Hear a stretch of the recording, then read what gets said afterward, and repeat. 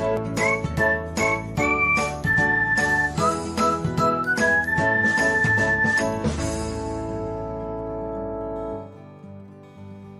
everyone, welcome to another episode of Technologyglance.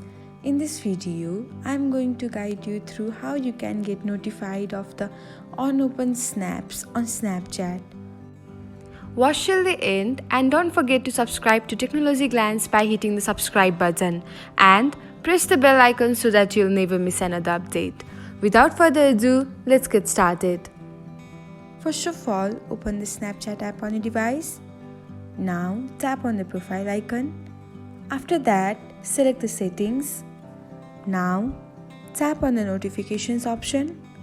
After that, you can see the message reminders option. Toggle on the menu and that's it. Now Snapchat will remind you time and again about the unopened snaps or messages that you have. Thanks for watching. If you found this guide helpful, we will love it if you hit the thumbs up button below. We upload great new tech tutorials like this one every day. So, don't forget to subscribe to our channel and hit the bell icon to get an update as soon as we post a video.